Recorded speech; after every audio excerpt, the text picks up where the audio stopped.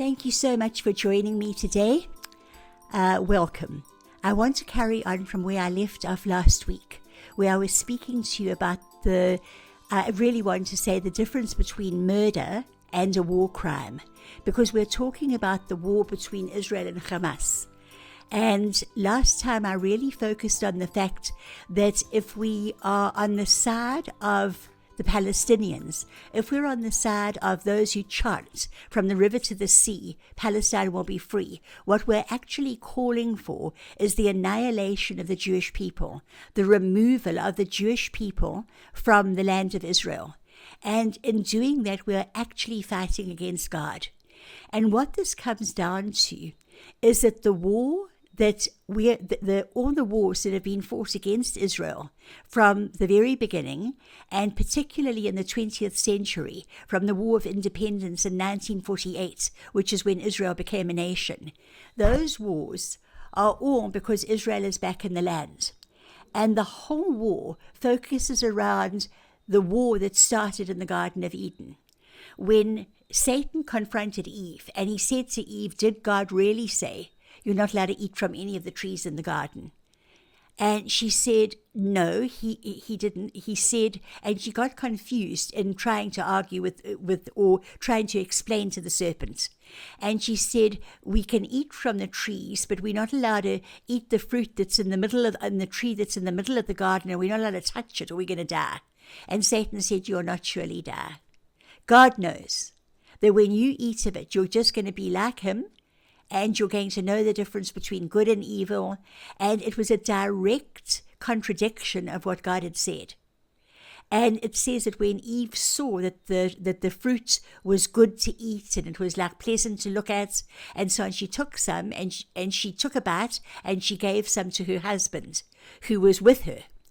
And so this was the whole thing. It came down to a question of the truthfulness of God. And that is the thing that has actually been the conflict in humanity from stopping us believing God ever since the Garden of Eden.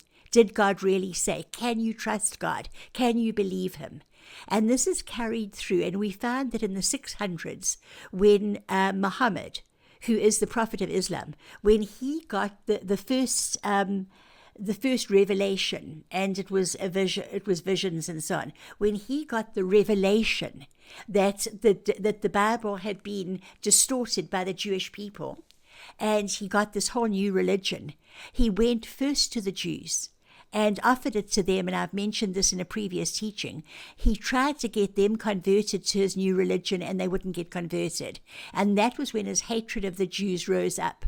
But in the Quran, it says that Muhammad is the prophet that has superseded every previous prophet, including Jesus, because they don't believe that Jesus is God. He was just a prophet. Even though he was a very good prophet, he was a prophet. But the Antichrist spirit, the Bible tells us, the Antichrist is he who says that Jesus is not the Son of God. And so this was the thing that came through in Muhammad's life, was that he said, this revelation that I've written down in the Quran is one that supersedes the Bible. It's the last revelation God brings. And I am the last prophet. I'm the last and the greatest prophet. And out of that, the nation of Islam was born. And the big thing about the teaching is that Jesus is not God. And their main hatred is towards the Saturday people, who are the Jews, and then the Sunday people, which is the Christians. And for all the Christians marching in support of Palestine, don't think that Christians will escape. If Islam succeeded in removing every Jew from the planet, the next people to be targeted would be the Christians. Because the aim of Islam is world domination. It is one of the quickest growing religions. In prisons, the prison gangs are actually converting many of the African Americans that are in prison in America, converting them to Islam. And so there's just this growth. And in other places where food and schooling is given for free, nothing is given for free, nothing. Because those people, in order to receive, have got to convert to Islam. They've got to start attending mosque. I was looking at a video just the other day of how this food was being given out. And here were these little girls, little African girls, 6, 7, 8 years old, with the headgear on already. And so nothing comes free. And because their aim is to bring the entire world under Sharia law. And again, I almost get beside myself when I see deluded people not even understanding what it is that they're calling for or what they're doing. And I saw a whole thing up on queers for Palestine. If anybody was homosexual and was in an Islamic country, their lives would be in danger. They've got freedom in Europe to conduct a homosexual lifestyle. They absolutely would not have that in Islamic countries. And so there are so many things like this. And what I'm aiming to do in these teachings is to really just show you what the truth is. And we've got to look historically, which is what we've done. But now I want to look quickly today at keys to the return of Jesus as King. And there are certain keys that we've got to look at. The first one is that Israel would need to become a nation again. The second is that Jerusalem be in Jewish hands and under Jewish control. Thirdly, that the nations of the world begin to unite against Israel. And fourthly, that Jerusalem becomes a cup that sends all nations reeling. Now, when Jesus was born, I nearly said born the first time. When Jesus was born, there were certain signs, and I taught on this at length, not online, but at his church, on the signs around the coming of Jesus that should have been an indicator to the Jewish leaders that it was time for the Messiah to be born. Because one of the things was that they were not going to be allowed to execute anybody. And 23 years before Jesus was born, the Roman government took away from Israel the right to execute. They were still allowed to give corporal punishment, which was the flogging that they could give to Jews, and there were other laws, but they could not execute. The right to capital punishment was taken away. The identity as the nation of Judah was taken away. Herod, their king, didn't even have any Jewish blood. And so as you went through, there were certain indicators that this was the time for the Messiah to be born. Now, in the same way, there's signs to look for about the end times. And I want to read to you in Zechariah, and you'll see exactly what I mean, because these are all the signs that we can look for when we look at the return of Jesus. And the return of Jesus is going to be something that instigates this thing where all wickedness in this world is going to be punished. Because people can think that they can get away with something now. But when God decides that it's time for him to actually take vengeance, he said, "Vengeance is mine," says the Lord, then nobody can stop him. And I just want to read from Zechariah chapter 2. It says in verse 3, "Then the angel who was speaking to me left." This is Zechariah in his vision. "And another angel came to meet him and said to him, 'Run, tell that young man, Jerusalem will be a city without walls because of the great number of men and livestock in it. And I myself will be a wall of fire around it, declares the Lord, and I will be its glory within it. Come, come.'" And then he goes on to call people back to the land of Israel. And he says here, "For this is what the Lord Almighty says. After he's honored me and has sent me against the nations that have plundered you, for whoever touches you touches the apple of God's eye." The apple of your eye is the pupil within it. So you touch Israel, you're actually poking your finger in God's eye, and God forbid that anybody should do that. He said, "I will surely raise my hand against them, so that their slaves will plunder them.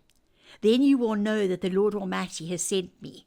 Shout and be glad, O daughter of Zion, for I am coming, and I will live among you, declares the Lord. Now we're talking here about the second coming of Jesus.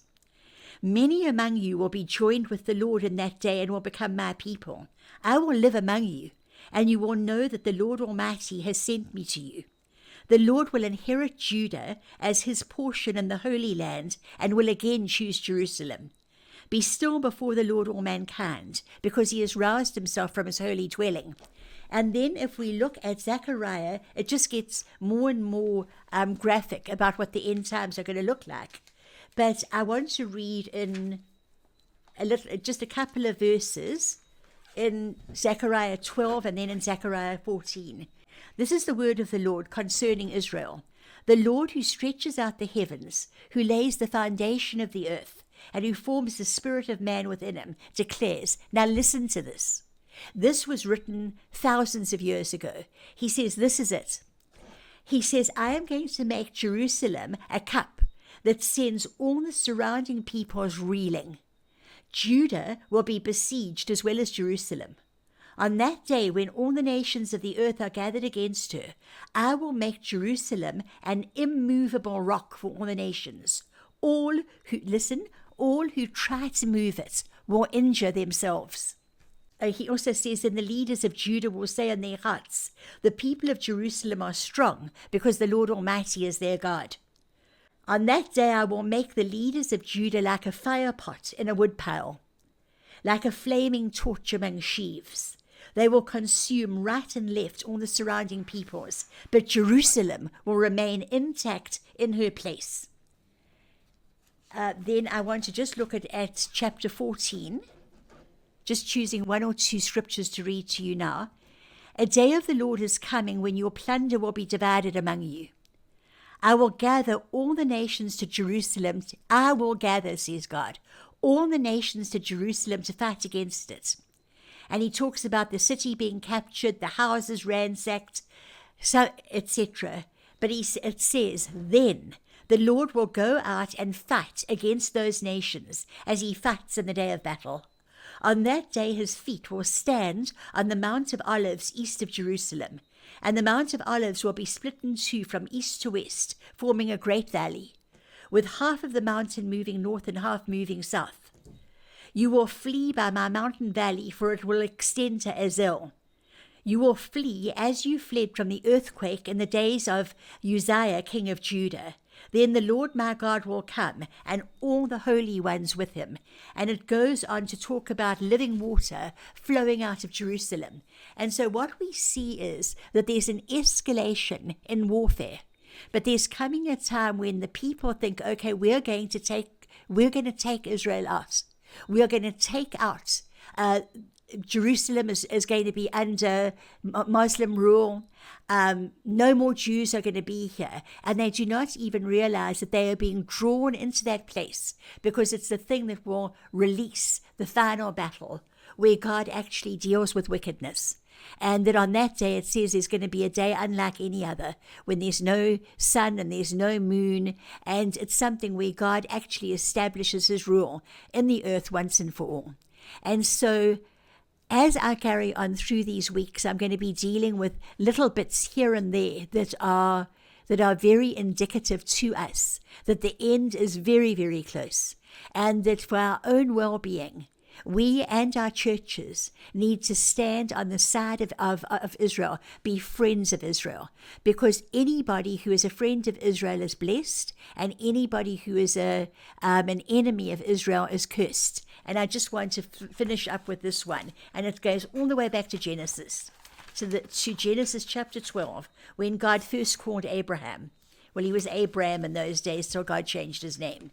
But it says in the call of Abraham in Genesis 12, the Lord had said to Abraham, leave your country, your people and your father's household, and go to the land I will show you. I will make you into a great nation, and I will bless you. I will make your name great, and you will be a blessing. I will bless those who bless you, and whoever curses you I will curse.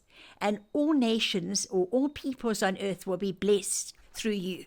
So if we bless the seed of Abraham, which is naturally, sort of in a natural sense, the seed he's speaking about is the seed of Isaac, who was the son of promise. So it's the seed of Abraham naturally and the seed of Abraham spiritually, which is those of us of the Gentile nations who have joined ourselves to the God of Israel. God bless you. I hope that this has opened your eyes to certain things.